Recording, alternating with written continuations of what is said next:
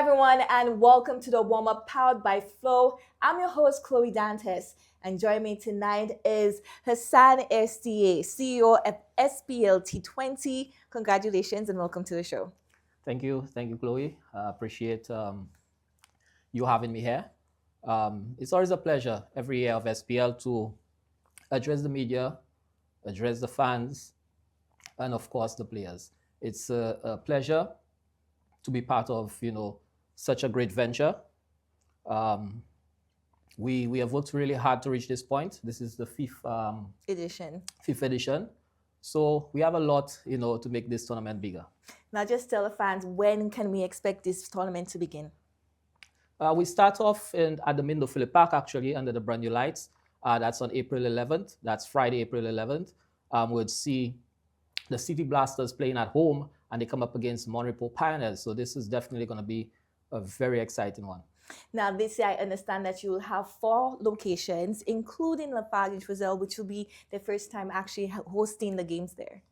Yes, definitely. In terms of Lafarge, I mean, Choiseul on the whole, Choiseul, and when it comes to SPL and the passion that these fans show and the amount of effort that they put into it, especially the owners, that's this Choiseul Credit Union.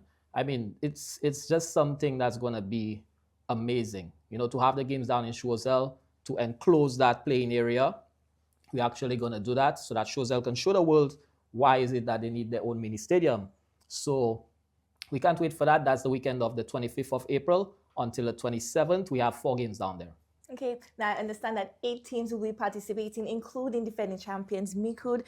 Who should we expect in this year's tournament?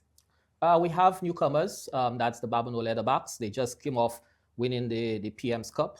The PM's Cup put on by the St. Lucia National Cricket Association, who we in collaboration with for this tournament. And the tournament, as you know, is National Lotteries, the title partners with the Ministry of Youth and Sports, are powered by. And when you have the newcomers, of course, winners of the PM's Cup in the tournament now, I mean, it adds a special taste to the tournament, a little spice to it. Newcomers off the back of victory. And we have, of course, 7 of the other teams with us, which is the Grosley Knights, Miku Eagles, who are the defending champions. We have Choiseul Craft Masters, Soufrière Stampers. We also have South Castries Lions and City Blasters, which I mentioned earlier. So we have 7 other teams coming up against, well, you could say the defending champions are the Eagles, but you have the PM's Cup fresh off victory, Babonneau Leatherbacks for the first time. Okay. So 8 teams. Great. Now, I understand that this year is the first time that the cricket games will actually be semi-professional league games, right? Which meaning the players are actually going to be compensated for playing in the tournament. Just tell us about that, because they're excited and we're excited to see them win and actually be, showing that they are valued, the talents are noticed. Well, it's actually not the first time. Just a little history about St. Lucia Premier League. St. Lucia Premier League has been there since 2017. Players have been getting paid from that time.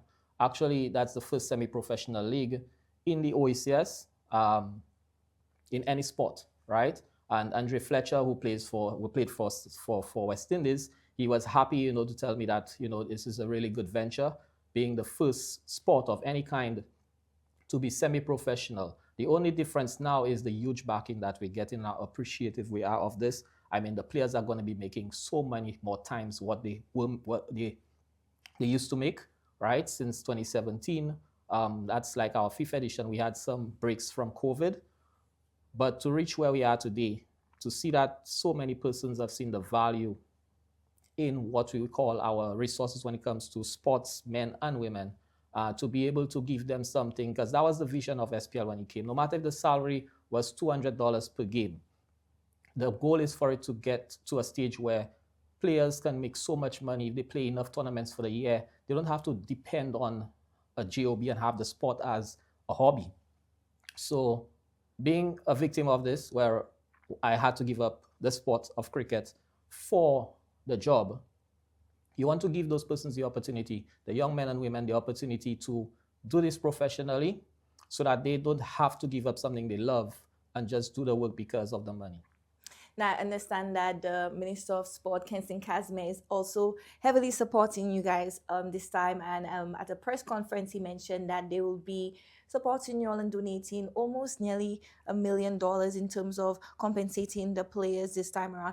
Obviously, you're not going to give us the key figures, but just tell us, like, how much will they actually be making compared to when you all just started? Yes, compared to when we just started, the players are going to be making at least, you could say, 4 to 5 times the amount per game. So this is amazing. And persons would be like, wow, so they were making nothing back then. But let me put it this way for you. They were making nothing before. So anything added to that in the semi-pro was something. You know, a player being able to leave a tournament with $300 to $800 to even $1,000 for the past 4 SPLs, that's an achievement by itself. Now players will be able to leave with so much more. So when you look at it, and a player now can say, you know what, after this tournament, I'm going to get my gear bag, you know, I'm going to get some equipment for myself. I'm going to probably give back to my school. You don't know. So enough money that the players can now do something more, you know, because, I mean, at the end of the day, you know, it's just a privilege to know, and just some joy that I get just knowing that those players are going to be making this money. But what is expected of them, and very important, is discipline, you know, to show that you're doing it not just for yourself, but, you know, you're doing it because persons are there watching you. You're doing it for the whole world to see. And you understand that persons have invested heavily in you, right? So from the government to your owners, that as the team owners, to just everyone who shared a vision, the players need to understand that they're doing this for everyone, the fans who come to see you. So we expect, you know, with this level of investment, that the players go out there and they show us how to party, which is the tagline of the SPL. Okay, and what's the grand prize this year? This year, we actually did a little change to the structure, the payment structure. The winner gets $25,000, right?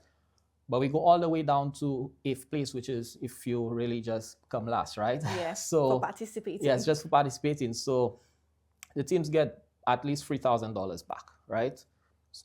All the way to the 1st place. So we have $25,000 going down to 8th place, who gets $3,000. Okay, so for the fans, is this free? Do they have to pay? And where can they actually get tickets to come to the games?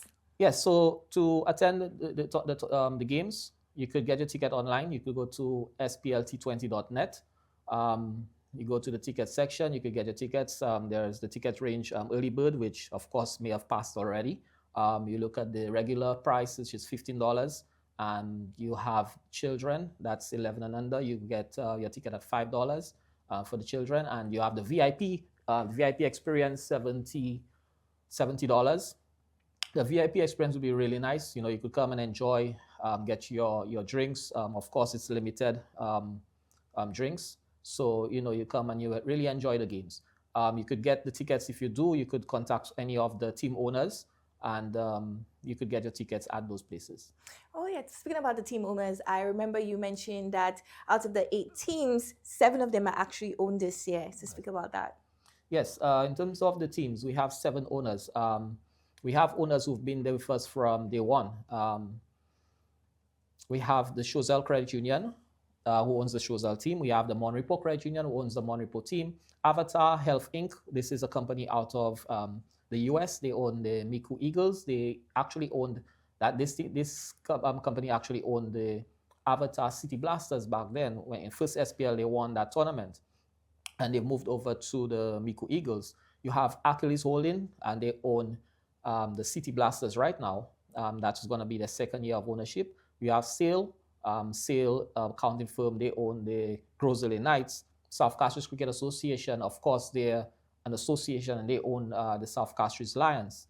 So we have those 7 teams along with Soufriere, which is owned by Soufriere, the regional foundation, SRDF.